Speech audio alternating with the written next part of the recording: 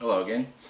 This is just a little update because what I've done is when I just came back from a job, actually yesterday, I popped into the gun store and they actually had the magazine conversion kit for the Voere. So I grabbed that and I came home because I had, obviously the gun was here.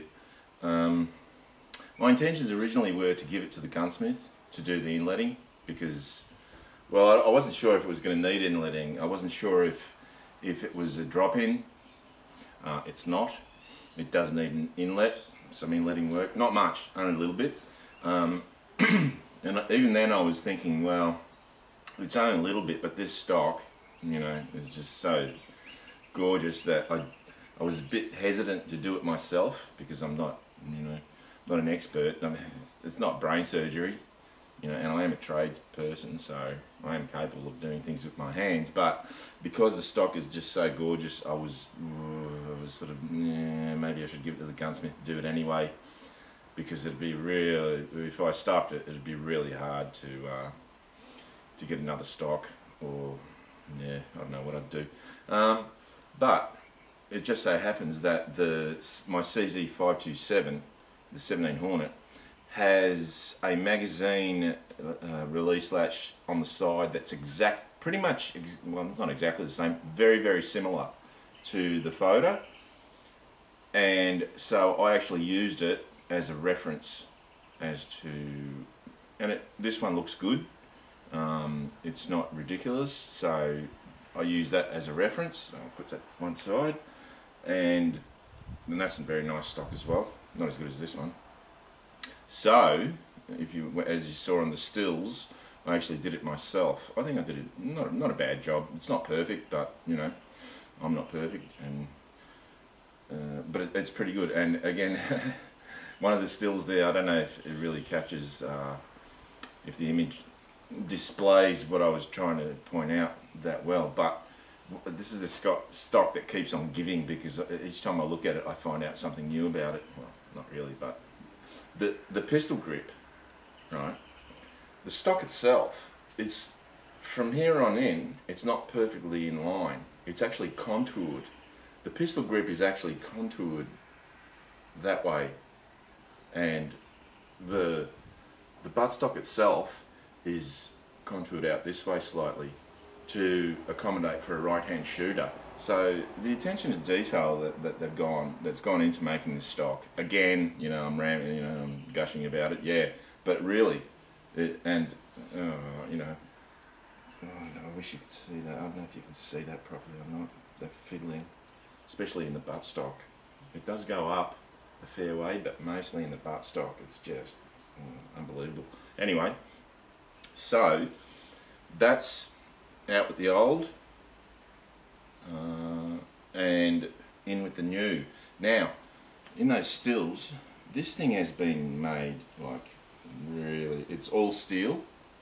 The only thing that's not steel is the bottom of the magazine. This is a 5-shot magazine, so the way it's built, I'm assuming that the 3-shot magazine would just be pretty much flush and the 5-shot is like an extension.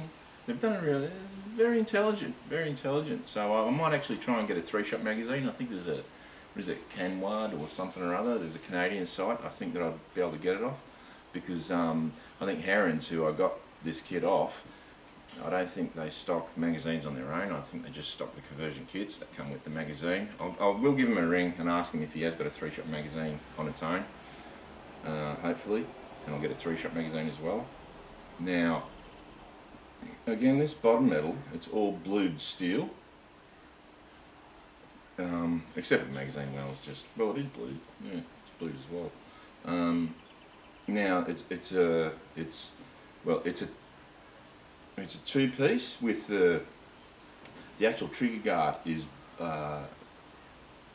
socket screwed, Allen screwed onto the bottom metal.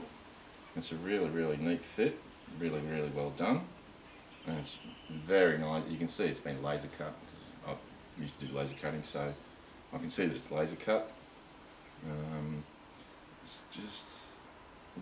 It's not perfectly dead center, but it's very close. And the actual, so it's actually 3 pieces, well, 4 pieces including the catch. It's the trigger guard, which is bolted onto the bottom metal, which is a piece of, what is it, 6 mil? Looks like 6 millimeter steel that has been milled. So it's been laser cut into shape, milled. That cutout's been milled, and then this the magazine well itself has been TIG welded. There's 4 small, really fine TIG welds. They're a really nice job. I don't know who TIGged this, whether it was a robot. It looks like it was done by a robot. If it was a human being, he did an excellent job. Yeah, a really nice job.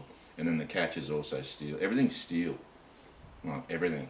So, and again, the bottom of the mag is alloy.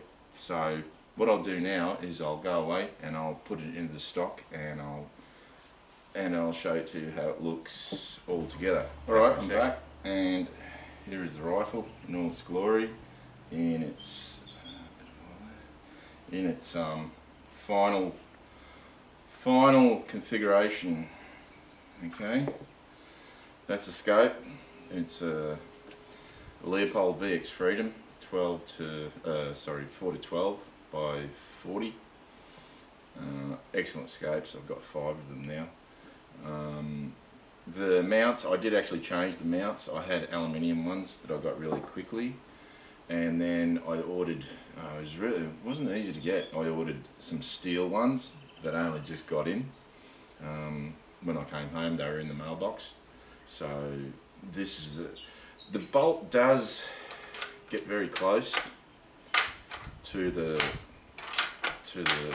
ocular of the scope, but it is what it is, you know, 90-degree bolt lift. Now, so it's not a perfect fit. There is a bit of a gap up the top, that not much, just a little bit of a gap, but otherwise, yeah, it just dropped straight. Once I did that inletting, it just dropped straight in. Magazine, yep. What the hell? Oh, it doesn't want to stay there. Hello again. Here we are. It's all together. I'll put the box magazine in. There we go. Doesn't come out. Operates no problems. It picks up around because it's directly in line. It's not to the one either side. It just picks up the rounds, no problems. Yeah, the magazine does poke out a fair bit. I'm going to try and get the 3-rounder from Canward or whatever they're called. But I'm really happy. You know, it wasn't a perfect, you know, it wasn't a totally perfect fit, but hey, nothing's rarely is anything actually perfect. So there is a bit of a gap, but there's not much. You can hardly notice it. So, but it's all really nice blued steel. So I'm really happy now. Like really happy. I put steel bases on there. I got rid of the aluminium ones that I had. I got the aluminium ones because again they were expedited. I got them real quick, but I did want to put proper steel ones on here, and I did. I got them. So good steel bases, and I've got quick detached mounts on the VX Freedom, 4 to 12 VX Freedom, Leopold VX Freedom, and even with these, even though they sit fairly high, still not a problem getting a sight picture on the open sights. So I can just whip that, you know, if I'm in really, pardon me, really, sorry, I'm burping not because I'm drinking beer, but because I'm drinking Bundaberg Sarsaparilla. It's really nice. I'm just drinking gallons of that stuff. It's so nice. It's really good. And you can taste it, it's natural. So if you haven't tried it, try it. Yeah, so I'm really happy now. Like really happy. All I have to do now, I actually got some, when I picked this up, I got some 100 grain and 115 grain projectiles, so they're hollow points, so hollow point boat tails. So what I will do is I've already got some 130 grains made up, because they were pretty good, 135, 130s, whatever that. So with those lighter, those varmint, 100 grain is a varmint projectile, yeah right. 100 grain you can knock over any deer here in Australia with a 270, I'll tell you right now, unless you hit it in the toe. So I'm really happy. I'm going to make up those rounds and take to the range and see what happens. Like, just for, I've forgotten the name of the individual, but someone, last person who left a comment, was saying about, you know, if you're using it as a deer stalking rifle, then it doesn't really matter if you can't print tight 5-shot groups. And you're correct. Thank you.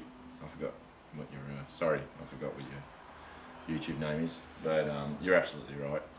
And yeah, so I'm just going to go for 3-round groups and see how they go, see how I go. If it's just over, you know, it's 3-shot groups are very close to 1 MOA, which is, you know, if you can get 3 shots close to 1 MOA, then hey, you can't really argue about that. Not for a, you know, a deer stalking rifle, a hunting rifle. So yeah, I'm really happy. So after I've got to go to work. I'm gonna go work for a couple of weeks now. So you're not going to hear from me probably for a couple of weeks, and